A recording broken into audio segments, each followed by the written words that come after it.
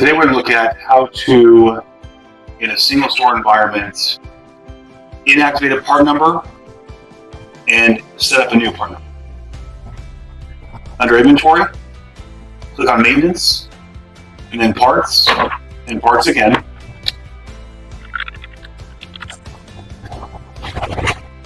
Now we need to find the brand that we're going to go through. Let's go through O'Reilly's. I don't have any O'Reilly's. Let's go through Performers. Okay, so we're going to double click the part number and we'll get into the inventory maintenance screen. The first thing we want to check is make sure that we have no mins and maxes and no stocking checks. Make sure this box is unchecked and both these boxes are zeros. Then click back on part info and click inactive and save. If feature benefits aren't active or aren't correct, it's going to change it. Doesn't matter what it is because we're not going to use this part number again anyways. It's a discontinued part. Now, if you think you might have made a mistake and we're looking for PCX26 again, you're not going to find it in this list unless you click on all parts down here in the lower box. So there's active, inactive, and all. Now we go back to find PCX26, and that's the part we just made inactive. So now you can find it and reactivate it if you wanted to, or just keep it inactive. Now once you have all the part numbers taken out that you want to remove, we'll add a part. And add a O'Reilly's filter, for example. Now, if I'm adding an oil filter, we're going to click on LOF. If I'm adding a cabin air filter or an engine air filter, we're going to click on maintenance parts. So oil filters go under LOF. Air filters and cabin filters go under maintenance parts. MPL is the line code. You want to click on save. You're going to type in your part number. You don't actually know if that's a valid part number. We'll just use it for example anyways.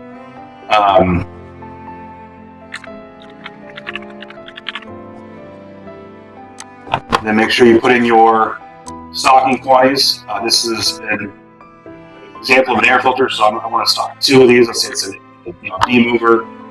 So make sure that's set as 2 and 2. That way, when I sell 1, it's going to reorder 1. If I were to sell both, it reorder back up to 2. If you want to reorder when you get down to 1, so it always orders 2 at a time, then you just change that to 1 or to 0. So that way your minimum quantity is 0. When you get to 0, it reorders back to 2. The other thing that you want to make sure you set up is your map or your auto integrate codes. You're going to map your auto integrate codes. We're going to type in just the word cabin and then search and click under double click heating and air conditioning, single click on cabin air filter, and just click select. It looks like it's on a folder, but that's the easiest way to do it. And then make sure you click on the save button. I would also recommend to set up your price level 1. We sell cabin air filters for $49.99. You can sell them for whatever you want to sell them for. We have a flat price for most of our filters, $7.11, so I'll plug that in right there. Decent margin of that. And then make sure that if you are charging shop supplies, that is the most recent price. It should be the most recent price if you have that set up in your line codes. And that's it. You're all done. The last thing you want to make sure you do if you're doing a filter changeover, create this video for somebody who's doing a filter changeover. Click on your inventory again, maintenance, MCL manager.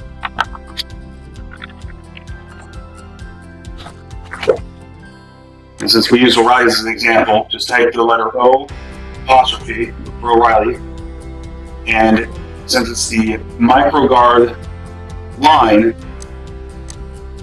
you just scroll down to microguard and make sure that this is active. So there's microguard miscellaneous and microguard selectors. So this is your filters. Now when you add this, let's delete it first. I'll edit it. Okay, so when you add it, it'll be the same screen. You want to make sure that the brand is the line code that you use to set them up. And we want to make this priority number 1, so that way it comes up first in our list. And then click on save. And you always want to go back in and verify that what you did works. I recommend verifying that it works before you go through the process of adding in 200, 300, 400 part numbers. It's very time consuming to do it incorrect and it doesn't work. So let's go into a super Outback.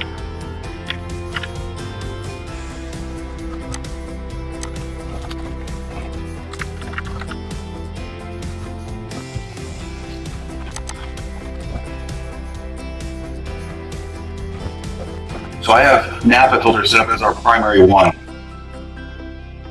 But there's all these other things in here. If I don't want to see all this other stuff, let's take a look at AC Delco Professional. I don't want to see that. It's a lot of stuff in my list. It's just I'm never going to sell that brand. Let's go find it. So write this down. Get back out of this work order.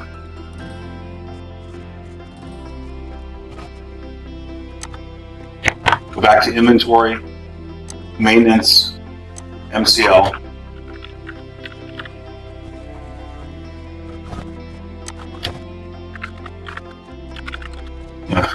You type it wrong, it's going to tell you. Then you type it right. And we're looking for AC Delco Professional is not highlighted.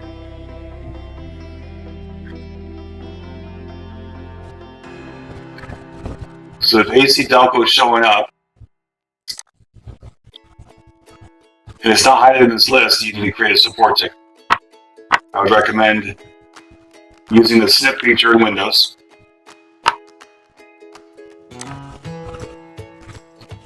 And we're just going to highlight this window here. You just single click and hold, drag it across your screen, and you get this. Click on save.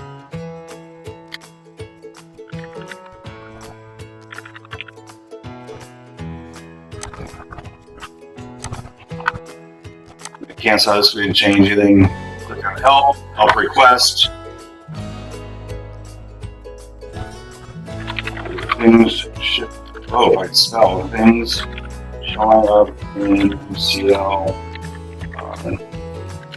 not selected. Please see matched. And please make sure you always put your name, so I know who to contact, because obviously, not obviously, they're going to call the store in a couple hours, and somebody answers the phone that doesn't know what's going on, and then they're going to close the ticket, and you're going to think it doesn't get fixed. So we're going to go back a step. Just click on that little arrow. We want to share that photo that we took, the screenshot, and save it in the pictures here. MCL issues. So that screenshot is now attached, and they can see it for reference. Okay, and we click the send button. Now I'm not going to click the send button because this is a test environment anyway, so they can't fix this issue. Regardless, you click the send button, it creates a ticket in the TVC, and the help desk will call you.